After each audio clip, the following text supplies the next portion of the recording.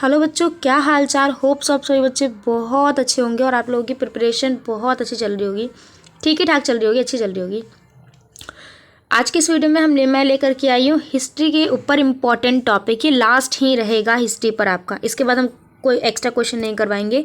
ऐसा इसलिए क्योंकि इससे पहले ऑलरेडी एक्स्ट्रा क्वेश्चन पे बहुत सारी वीडियोज़ बनी हुई है।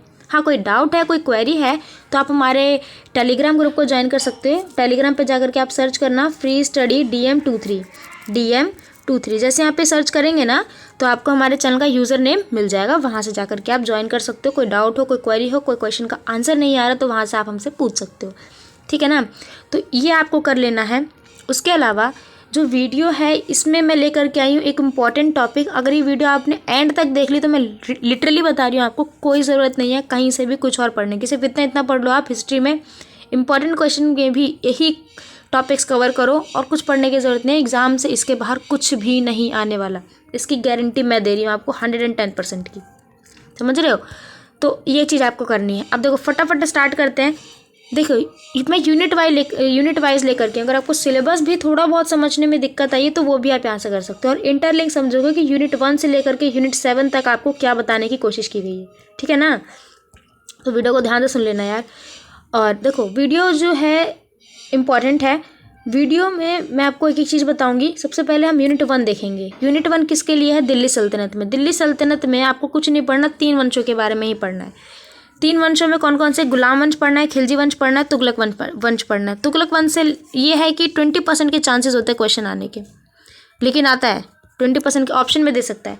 20% के चांसेस होते हैं तुगलक वंश से, लेकिन क्वेश्चन आएगा। गुलाम और खिलजी से बहुत बार प्रश्न जाते हैं। अब इन तीनों वंश में भी क्या क्या पढ़ना है, ये नहीं पूरा पूरा वंश पढ़ लो आप, नहीं, ऐसा कुछ नहीं करना है, ठीक है ना। तो यहाँ पर ये देखो क्या करना है, यहाँ पर थोड़ा सा प्रशासनिक व्यवस्था देख लेना, सैनिक और आर्थिक परिवर्तन देख लेना, आराम से आपको समझ आ जाएगा। ये तीनों अगर पढ़ लिया आपने इन तीनों ही वंश के तो बस और कुछ पढ़ने की जरूरत नहीं। और उसके अलावा एक और टॉपिक है एकता प्रणाली। एकता प्रणाली पढ़ लेना, प्रश्न आया है और ये मैंने करवा भी रखा है, वहाँ से देख लेना पे इंपॉर्टेंट क्वेश्चन की वीडियो से, ठीक। फिर जो सेकंड यूनिट है वो होता है विजयनगर को लेकर के, जिसमें आपको विजयनगर और बहमनी राज्य के बीच में जो संघर्ष हुआ था ये पढ़ना। अब संघर्ष में भी आपको इनके आंतरिक संबंध पढ़ना है, प्रशासनिक और दूसरे क्षेत्रों के साथ क्या संबंध थे ये पढ़ने हैं, सिर्फ विजयनगर में और बहमनी में। अब जैसे भारत था, ये दक्षिण भारत है आपका, इस साइड विजयनगर था, उसके ऊपर बहमनी राज्य था, तो इन दोनों के बीच में कैसे टकराव आते थे ये बताना है। थर्ड यूनिट जो है ये इंपॉर्टेंट है आपका, बहुत इंपॉर्टेंट है, मोस्ट इंपॉर्टेंट है ये। इसको देखो आप कैसे करोगे। मुगल साम्राज्य के बारे में आपको बताना है यहाँ पर, ठीक है ना। मुगल साम्राज्य को लेकर के काफ़ी बार प्रश्न पूछा जाता है, जिसमें आपको बाबर जो स्थापक था इसका, बाबर हुमायूं के बारे में पढ़ लेना। अकबर की विस्तारवादी नीति क्या थी, उसकी राजनीतिक और राजपूतों की नीति क्या थी, राजपूत की नीति, ये क्वेश्चन भी करवा रखा है। जहांगीर का मेवाड़ विजय पर क्या था, उसकी दक्षिण नीति की थी क्या थी जहांगीर की। शाहजहाँ की दक्षिण नीति की थी क्या थी। और शेरशाह सूरी का जो सुधार है वो क्या था, ये बताना होगा। अब देखो, और आपको याद होगा शेरशाह सूरी के टाइम पर ही शेरशाह सूरी ने ही जागीरदारी व्यवस्था को ख़त्म कर दिया था। जागीरदारी व्यवस्था जो थी कि सैनिकों को वेतन के बदले ज़मीन मिलती थी, तो ये ख़त्म कर दिया था शेरशाह सूरी के टाइम पर। तो ये मुगल साम्राज्य के बारे में ये पूरा पढ़ना होगा आपको। अच्छा है इतिहास, 1200 से 1700 सदी तक का इतिहास बहुत अच्छा। अगर आप इंटरेस्ट के साथ पढ़ो ना, बहुत मज़ा आएगा पढ़ने में। उसके बाद तो फिर आराम से है यूनिट 4 कर सकते हो आप। औरंगजेब की दक्षिण नीति है, बस थोड़ा थोड़ा टॉपिक कवर कर लेना है यहाँ से। यूनिट 5 है, इसमें आपको कुछ नहीं पढ़ना, इसमें आपको मुगलों के बारे में पढ़ना है, पर उनकी सिर्फ और सिर्फ वास्तुकला और चित्रकला पढ़नी है। वास्तुकला से मस्जिद मंदिर ये सब बनवाते थे ना, वो पढ़ना है। और चित्र में लघु चित्र, छोटे चित्र वगैरह जो बनवाते थे ये।